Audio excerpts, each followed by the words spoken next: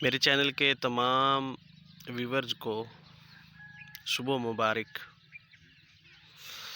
दोस्तों, आज मैं आपको इस वीडियो में कशनीज़ का जो पौधा होता है उसको दिखाऊंगा और ये कितने महीनों में ग्रो करता है ये भी आपको बताऊंगा, और इसका इस्तेमाल किन किन बीमारियों में किया जाता है ये भी मैं आपको इस वीडियो में इंशाल्लाह बताने जाऊंगा। तो सबसे पहले, अगर आप मेरे चैनल पर नए हैं तो मेरे चैनल को सब्सक्राइब भी कर लें और बेल आइकॉन के बटन को भी दबा दें ताकि मेरी हर आने वाली नई वीडियो सबसे पहले आपको मिलती रहे। तो दोस्तों, चलते हैं कशनीज़ के पौधे की तरफ। ये एक दोस्त के जो खेतों में उसने बोया हुआ है, ये आप देख सकते हैं। ये बहुत ज़्यादा इसके पौधे इधर लगे हुए हैं। ये इसके फूल हैं। ये तकरीबन जो पौधा है ये अभी 70 या 75 नियर अबाउट इसके करीब इसकी उम्र है। तो आप देख सकते हैं ये इनका जो हाइट है पौधों की, और उसके बाद ये कुछ पौधे इसमें ऐसे भी हैं जिनको अभी फूल जिनके गिर चुके हैं और सीड्स में कन्वर्ट हो चुके हैं। ये मैं आपको शो करवाता हूँ। ये देख सकते हैं आप, ये इस पौधे में इसके जो फूल हैं वो गिर चुके हैं और अभी ये सीड्स में कन्वर्ट हो चुका है। ये देख सकते हैं आप, सब्ज़ किस्म के इसको बीज बनना शुरू हो गए। तो दोस्तों, सबसे पहले जो बात है, तिब के लिहाज से कशनीज़ को बहुत ही ज़्यादा अहमियत हासिल है। वो इस तरह से कि हुक्मा इसको कशनीज़ को बहुत ज़्यादा कीमती नुस्खा जात में भी इस्तेमाल करते हैं। तो इसका जो आम तौर पे इस्तेमाल होता है, ये हमारे घरों में इसको सलाद के तौर पे इस्तेमाल किया जाता है और इसकी तासीर जो है वो ठंडी होती है। और दूसरा, इसका जायका भी बहुत अच्छा होता है। जायके के तौर पे इसको सालन वगैरह में, मसाला जात में मिक्स किया जाता है। और जब ये सीड्स इसका मुकम्मल तैयार हो जाता है तो इस सीड्स को गरम मिसालों के साथ भी इस्तेमाल किया जाता है।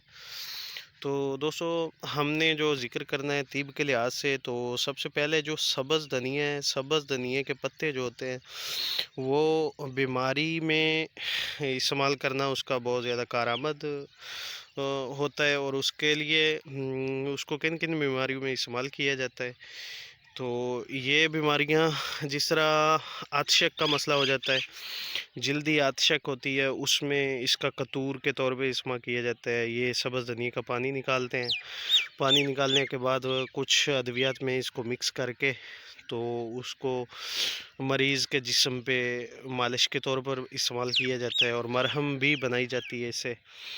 तो सबसे जो अहम और मेन इसका फ़ायदा है जिसमें ये बहुत ज़्यादा यूज़फुल होता है, ये ब्लड प्रेशर के मरीज़ों के लिए बहुत ज़्यादा कारआमद होता है। ब्लड प्रेशर के मरीज़ इसको, जो इसके बीज होते हैं उसको और मिश्री, इन दोनों चीज़ों को हम वज़न लेके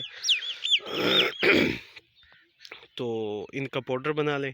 50 ग्राम कशनीज़ हो और 50 ग्राम मिश्री हो, तो इन दोनों को मिक्स करके इसका पाउडर बना के सुबह शाम जो है मीठे दूध के साथ इस्तेमाल किया जाए तो इसके जो इंतशार वाले फ़शार खून, फ़शार दम वाले जितने भी मरीज़ होते हैं उनको इसका इस्तेमाल करना बहुत ज़्यादा फ़ायदा देता है।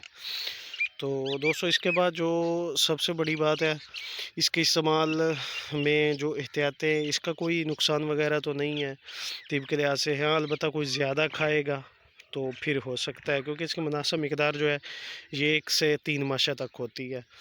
तो 1 से 3 माशा तक के दरमियान अगर आप इसको इस्तेमाल करते रहें तो इंशाल्लाह ये बहुत ज़्यादा कारआमद साबित होता है। तो लास्ट में जो सबसे अहम फ़ायदा है इसका वो मैं बताता हूँ। जिन लोगों को नींद की कमी होती है, ठीक है, ये मनव्वम भी होता है। ये जो कशनीज़ है इसकी तासीर मनव्वम भी होती है, यानी नींद आवर भी होता है।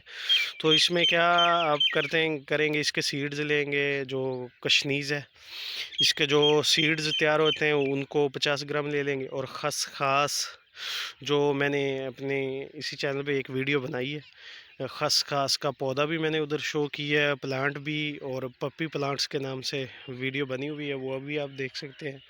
और उसके बाद ये जो है नींद के लिए 50 ग्राम जो कशनीज़ है खुश्क वो ले लेंगे, और 50 ग्राम ही खसखस ले लेंगे।